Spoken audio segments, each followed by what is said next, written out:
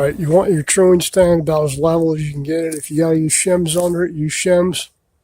Make sure you got enough room for your axle to get through there. And then you're going to throw this wheel up on here, see where we're sitting at. You're going to use the axle on these rollers right here. Now you're just going to let it rotate until it finds a heavy spot. It ain't got much of a heavy spot. It's got a little one, but not much. And then rotate probably 90 degrees and see if it goes back to that same spot. It's staying where it is. There it goes the other way.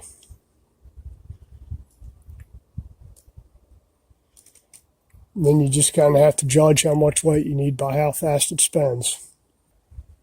Back a little bit. So we know our heavy spot's right down here at the bottom because it keeps going back to the same spot.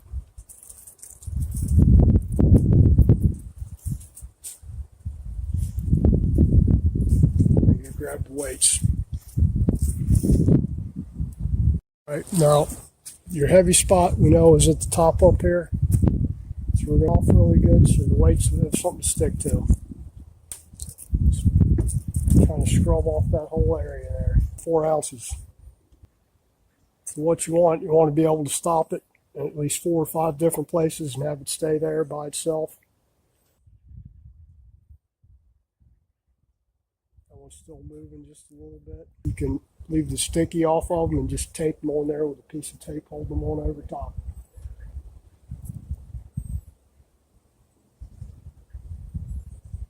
I think that's probably good right there.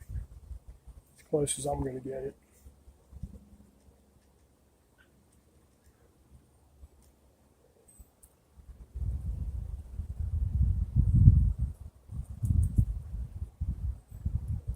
Yeah, it's looking good to me.